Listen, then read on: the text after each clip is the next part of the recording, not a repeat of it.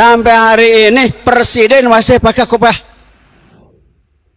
Presiden masih pakai kopiah hitam.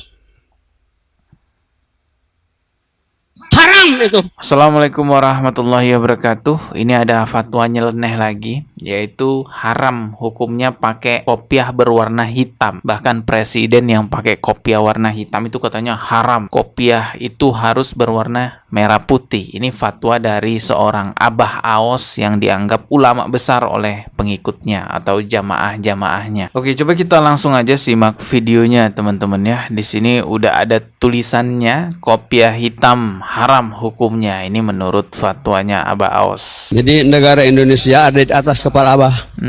Negara Indonesia ada di atas kepala Abah, katanya Abah Aos. Sampai hari ini presiden masih pakai kopiah. Presiden masih pakai kopiah hitam. Haram itu. Tarik sara. Sudah bikin kuburan, Abah. Udah siap kapan? Dikasihnya ini barusan, dikasihnya ini. Bendera merah putih, dunia tahu bendera. Kenapa presiden masih pakai kopiah hitam? Oh, jadi katanya karena bendera merah putih itu berwarna merah putih, maka kopiah kita juga harus berwarna merah putih katanya. Kenapa presiden masih pakai warna hitam kopiahnya? Itu haram. Jelas ini adalah fatwa yang ngawur teman-teman ya. Dan dalam Al-Quran surah An-Nahl ayat 116, di situ Allah jelas sekali melarang umat Islam mengharamkan sesuatu yang telah Allah halalkan. Jadi tidak boleh mengharamkan sesuatu dengan serampangan. Harus jelas dasar dalilnya ketika kita mengatakan haram pakai ini, ya harus jelas dasarnya. Kalau hanya berdasarkan bendera negara kita berwarna merah putih lalu mengharamkan kopiah berwarna hitam, bahkan sampai presiden kita juga dimaki-maki, diharam-haramkan karena pakai kopiah berwarna hitam. Wah, ini SDM nyungsep ya, bukan lagi SDM rendah, ini udah nyungsep banget nih. Sebenarnya udah lama ya Abah Aos nih selalu berfatwa ngawur tentang peci merah putih gitu ya. Dulu 1 tahun yang lalu saya pernah membahas, Abah Aos itu berfatwa bahwa orang yang sholat tidak pakai peci atau kopiah atau kupluk merah putih itu nggak sah sholatnya katanya. Sholat berjamaah, duhur, asar, Umi pakai, Ibu Dewi tidak pakai, lupa. Hanya Abah keras.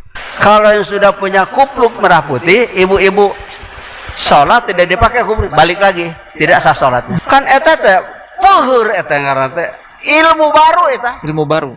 Tapi benar, sangat benar. Alhamdulillah fadlana al-katsir. Bahkan pengikutnya juga menyampaikan seperti itu nih. Coba kita lihat ya. Maklumat pengusaha Abah yang sudah punya pakai peci, yang sudah punya peci merah putih dan yang sudah punya kupluk merah putih, kalau sholat mesti dipakai. Karena kalau tidak dipakai peci merah putihnya atau kupluk merah putihnya bagi yang sudah punya, maka sholatnya tidak sah. Betul?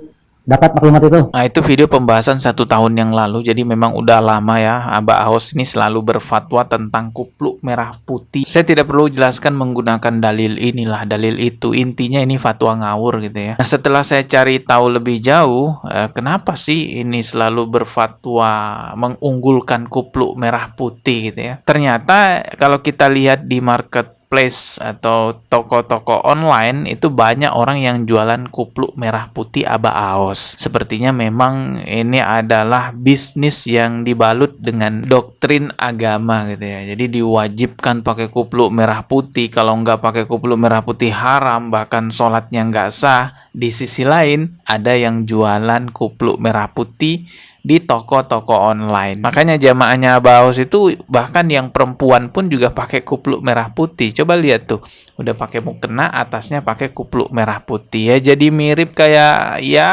itulah, kayak orang sono gitu ya. Selain kupluk merah putih, ada juga yang dipromosikan oleh Abah Aos itu tongkat merah putih. Dibuatkanlah fatwanya, inilah begitulah, apalah. Coba simak video berikut ini. Kalau membawa tongkat ini ingin mengerti dulu, berhenti sholat.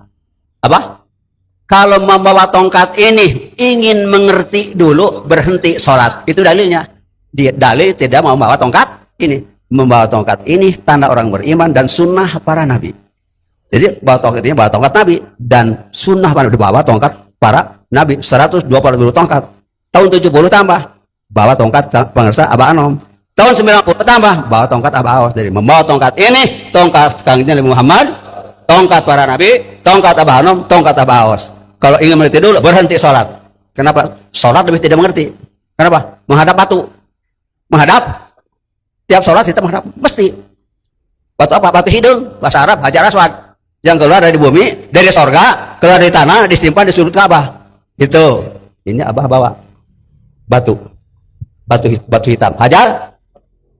0,77 juta tahun yang lalu turun ke Indonesia. Ini fatwa apa? Astagfirullah. Intinya mengunggul-unggulkan tongkatnya lah ya. Kalau ingin mengerti tongkat ini, berhenti sholat. Ngapain juga nyuruh orang berhenti sholat gitu ya. Lalu dibilang orang sholat itu menghadap batu lah, dia punya batu Hajar Aswad lah. Ya intinya dia ingin mempromosikan tongkatnya. Dan kalau kita lihat memang di marketplace, di toko-toko online ya ada banyak orang yang jual tongkat-tongkat Abah Aos ini. Dugaan saya sih ini memang bisnis ya yang dibalut dengan doktrin agama. Otomatis pengikutnya itu pada membeli tongkat tersebut. Ada ribuan pengikutnya ya punya tongkat seperti itu. Tongkat ini tongkat apa? Nah, ini apa namanya? Coba mana yang di belakang tongkatnya? Dibuat dari hoe bahasa Sunda, bahasa Indonesia rotan, dijumpakan jadi hoe rotan. Jadi bisnis yang dibalut dengan agama itu memang benar-benar menjanjikan ya, sangat menguntungkan teman-teman. Air putih aja juga bisa dijual ratusan ribu dengan dali barokah, dengan dali karomah gitu. Aduh, astagfirullahaladzim. Ada lagi yang lebih parah nih, udah saya bahas juga di beberapa tahun yang lalu. Abah Aos mempromosikan umroh ke Vatikan, ke gereja, ke Eropa katanya. Wah, udah biasa umroh ke Mekah, ke Madinah itu udah biasa. Umroh itu ke gereja katanya. Bumi ini tunduk. Istilah Abah, Eropa merindukan kaki Abah. Makanya Abah umroh ke Eropa. Hah? Lain falsafah nu kitu teh. Umroh ka Madinah, ke Mekah ke masjid, ke Madinah ke masjid, ke Eropa ke gereja. Ada banyak sekali video Abah Aos yang mengunggul-unggulkan gitu ya, seolah-olah lebih utama gitu lah ya, umroh ke gereja, ke Vatikan gitu ya. Umroh Eropa, kan orang umroh ke Mekah Madinah, Abah mah ke Eropa. Mana kia di Vatikan. Ini dia ya. Kalau orang umrohnya ke Mekah, ke Madinah. Kalau Abah mah ke Eropa katanya. Manakipan di Vatikan.